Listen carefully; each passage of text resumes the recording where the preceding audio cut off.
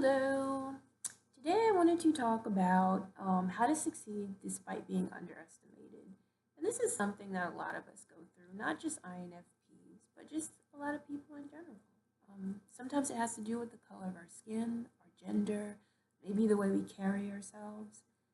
But we live in a world where it's very easy for people who are really great to be underestimated because of appearances. So, how do we succeed despite that? That's what I want to talk about today. So, most people do like an underdog. Like most of the movies that we watch glorify underdogs, and eventually, by the end of the film, the underdog is the hero.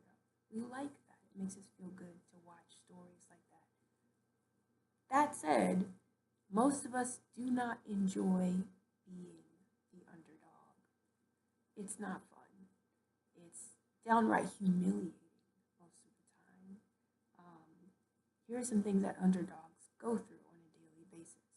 At work, when they pitch an idea, when they speak up, someone will immediately start talking over them. And it happens not just once or twice, but almost every time they speak. Someone will say, oh, that person's not important, and they'll talk over them. It's not a good feeling. Um, Another thing that will happen is people will dismiss their suggestions and ideas. Um, that could happen at work too. For example, maybe you're, everyone is given the opportunity to make a suggestion about something, and so the underdog makes theirs, and it's laughed off, or someone even says, "Well, that's a bad idea," and they go with something else. And that's not just something that happens every now and then, but it happens over and over again. That can also happen with friends too, where the underdog in the group is viewed as the one with the worst ideas, and their ideas are often mocked. And the underdog just keeps smiling because they don't want to hurt their friends' feelings, but on the inside, it does hurt to constantly be put down and made to feel as if their suggestions and values are completely worthless. And another thing that can happen to underdogs is that their interests, their hobbies, the things that motivate them are mocked. When they bring up those things that are close to their heart, they're made fun of. So for this reason, a lot of underdogs choose to keep their interests and the things that are close to their heart to themselves so that they don't get made fun of. So yeah, that's not fun.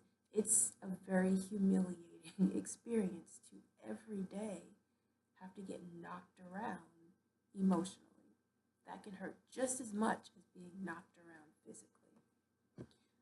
So how do you succeed despite getting beat up emotionally every day? Well, first of all, one suggestion is to know yourself so well that when a critic tries to tell you who they think you are, you know yourself well enough to not believe them. Because this world, it tends to elevate people who don't mind stepping on others' toes. People who are the loudest, um, and people who will do whatever it takes and drive over whoever they need to run over to get to the top. And oftentimes, people who are classified as underdogs are the opposite of that. They're usually a bit quieter. They don't like to hurt other people, so they may not be as competitive as those who are willing to hurt others. And for this reason, people might tell them, "You're too sensitive," or if it's a guy, like, "You need to man up," or whatever. Well, once a critic says something like that, an underdog needs to realize that their strength, their steel, comes from their kindness. It comes from the fact that they're not going to run someone over, but that they live by principles that a lot of people choose not to live by. That's where their strength comes from, and they don't need to change. In fact, that's a very good thing. So yeah, the first suggestion is to know yourself really well, and that'll help you to withstand the false labels that critics will try to give you. The second suggestion is to go ahead and dive into projects that make you happy and allow you to exercise your creativity. That'll build your self esteem and kind of underscore the fact that your creativity and unique perspective are valuable. Um, we all have a creative side to us, even those of us who say, "Oh, I'm not creative." You'll find that you do. Maybe it's in working with your hands, or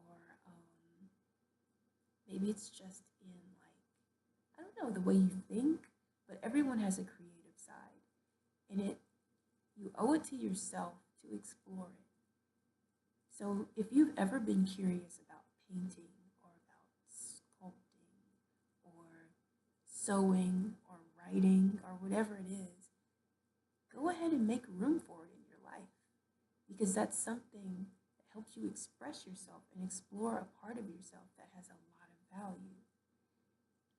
And I think sometimes the reason we choose not to explore those things is because we're told that they're not important.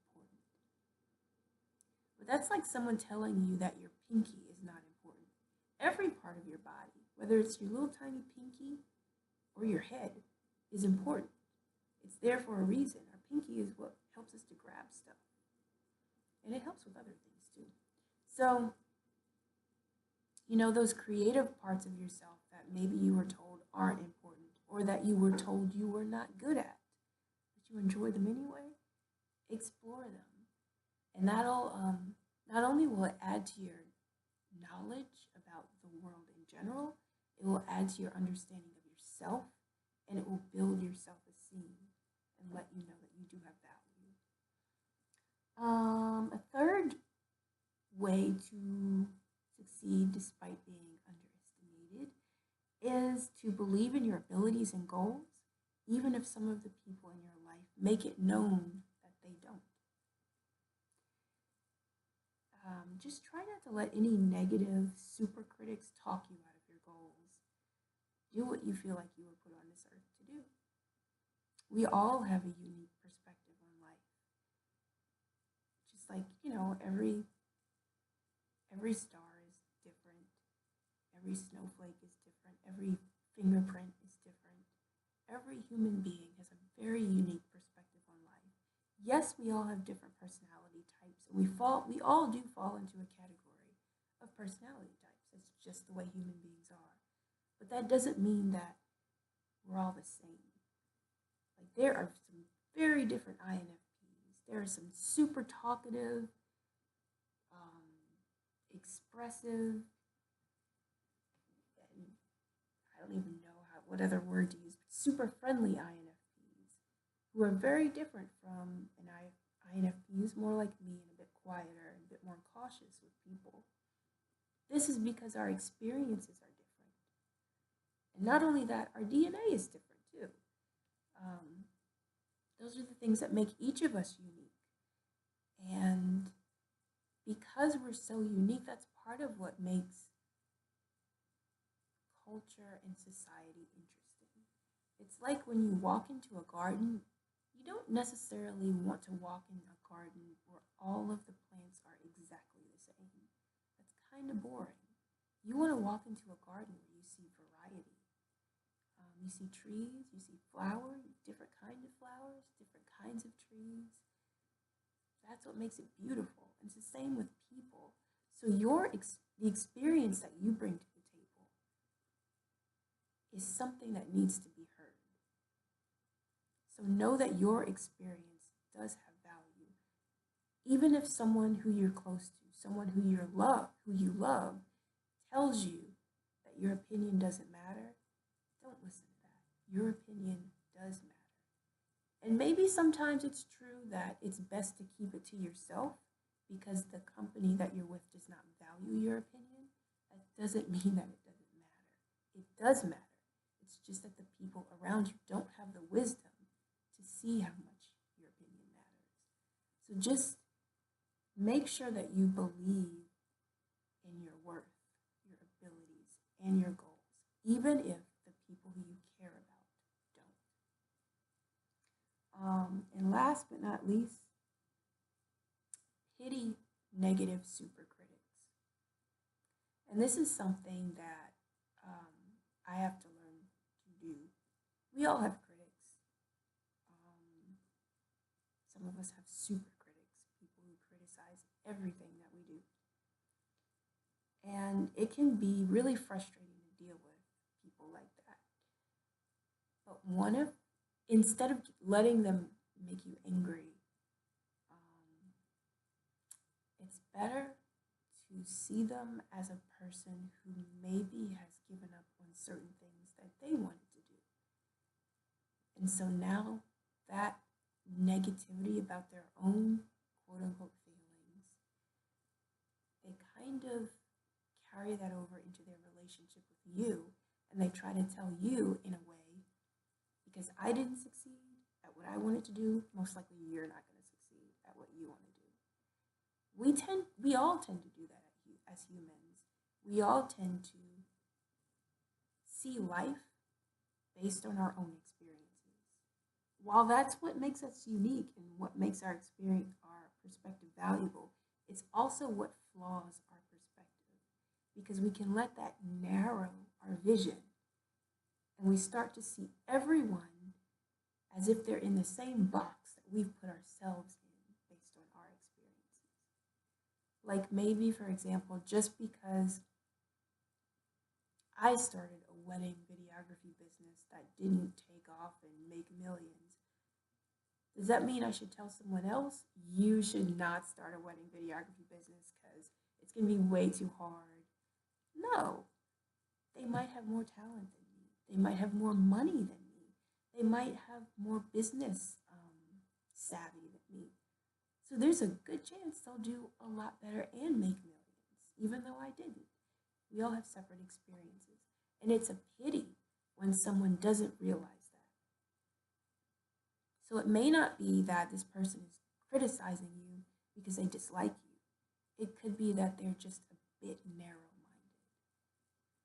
And that's where instead of getting angry at them, forgiving them and kind of pitying their narrow point of view can play to your advantage, because it's better to feel sorry for someone than to get angry at someone, because rage, it just does bad things to our physical health and to our emotional well-being.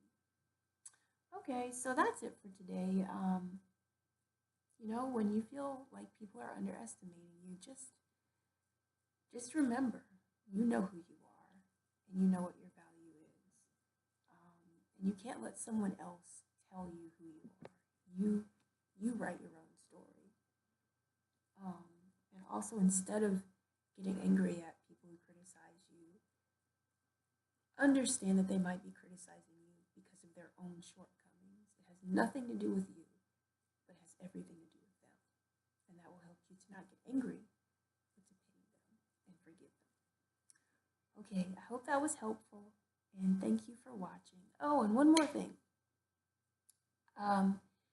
If you if you have a question about something, or if you want to leave a comment or a question, but you don't feel comfortable doing that here on YouTube, I made this website called Ask an INFP. It's askanINFP.weebly.com, and you can just like type in your question there and send it, and then I'll get back to you. So check it out if you like. It's askanINFP.weebly.com, and feel free to send me a question. All right, thank you for watching.